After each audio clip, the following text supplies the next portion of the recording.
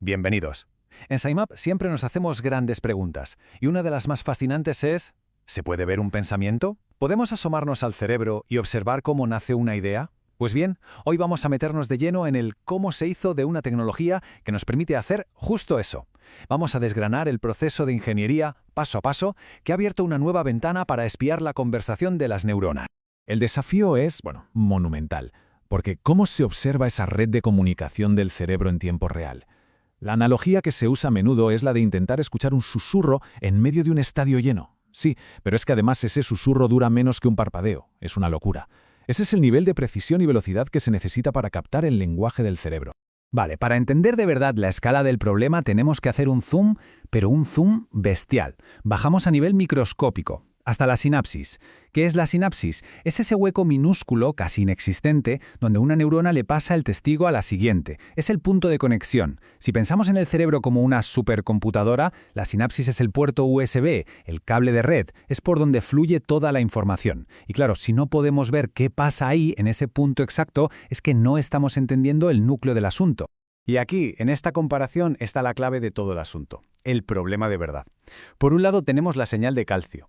Es ruidosa, es grande, más de 100.000 millones, y dura unos 20 milisegundos. Es fácil de ver, es como un grito en la biblioteca. Pero la información de verdad, la comunicación fina, la lleva el glutamato. Y fijaos en los números, unos pocos miles de moléculas que desaparecen en menos de un milisegundo. Es un susurro fugaz, casi un fantasma.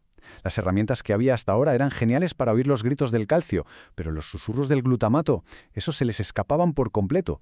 Y en esos susurros está el detalle, la información crucial. Esto nos lleva directamente al objetivo final de la investigación. Porque una neurona no funciona sola, no toma decisiones basándose en un único mensajito que va.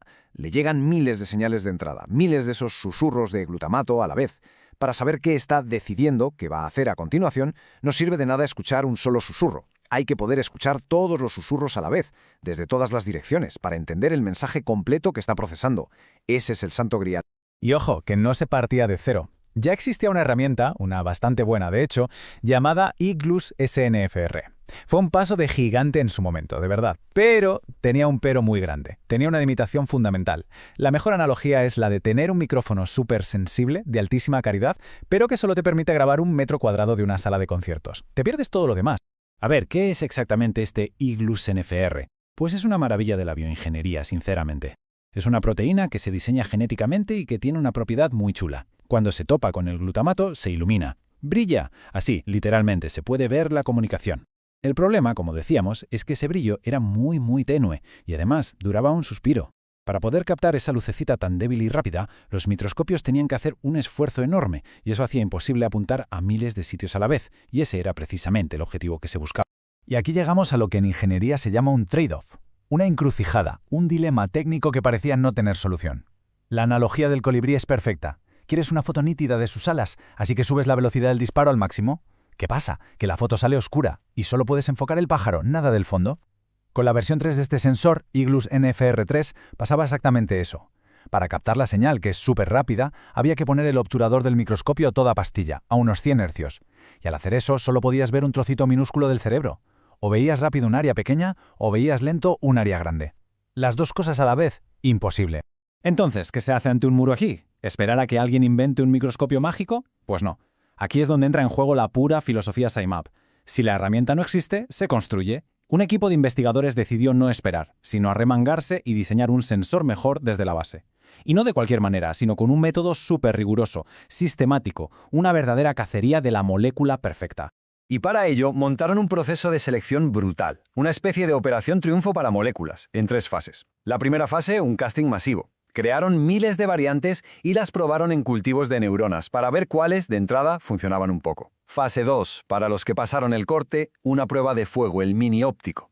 Aquí tenían que demostrar que eran capaces de detectar la señal más débil posible. Y la fase final, la gala definitiva, los mejores se probaban in vivo, en el cerebro de ratones vivos. Porque una cosa es funcionar en el laboratorio y otra muy distinta es hacerlo en el caos organizado de un cerebro real. Y para que nos hagamos una idea de la magnitud del proyecto, no estamos hablando de probar un par de ideas. Estamos hablando de 1.640 variantes iniciales. 1.640.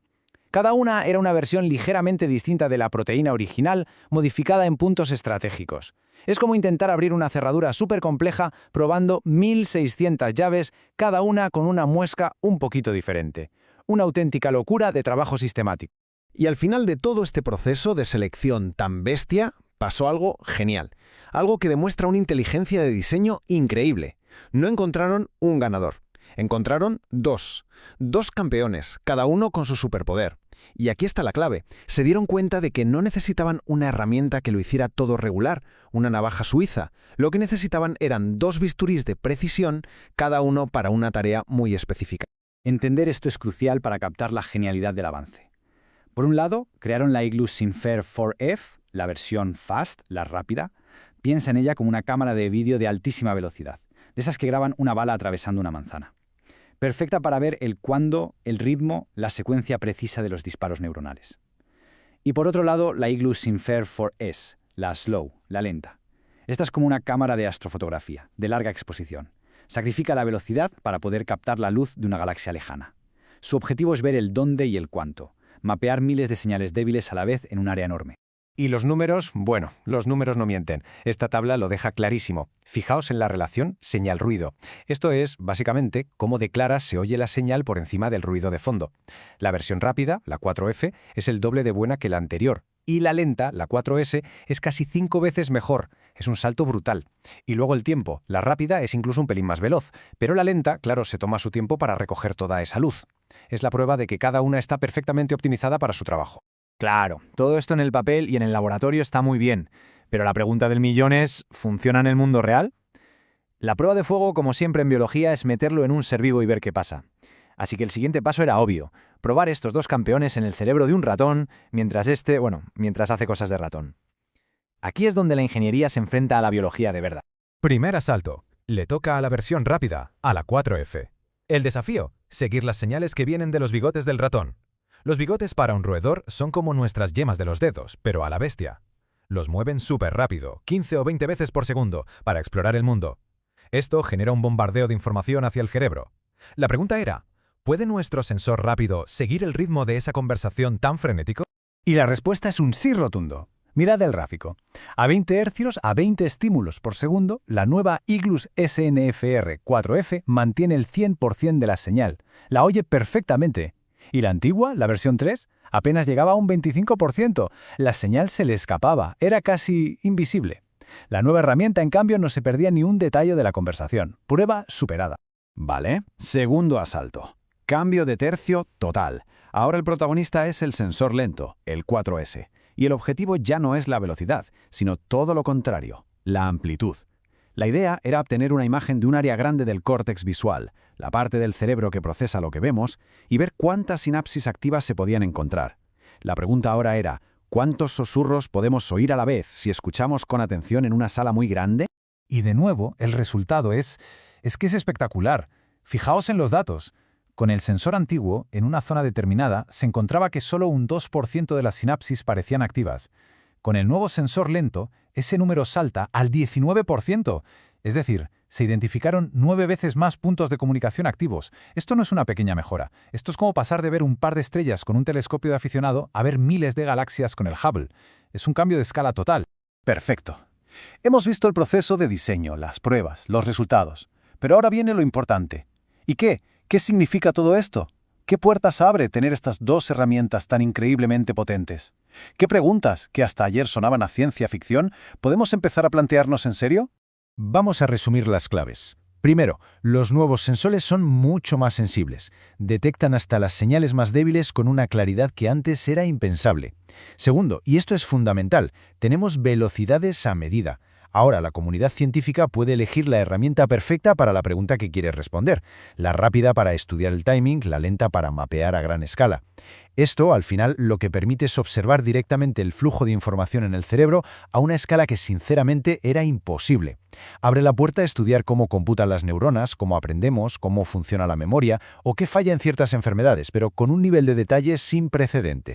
Así que al final lo que este increíble trabajo de ingeniería nos ha dado es eso, unos ojos nuevos para mirar dentro del cerebro, una ventana mucho más grande, mucho más nítida. Y la gran pregunta que nos deja en el aire ya no es ¿podemos ver cómo piensan las neuronas? La pregunta ahora es, ¿con esta nueva capacidad, por dónde empezamos? ¿Qué misterio de la computación neuronal, del aprendizaje, de la conciencia vamos a desvelar primero? El lienzo está en blanco y por fin tenemos los pinceles adecuados.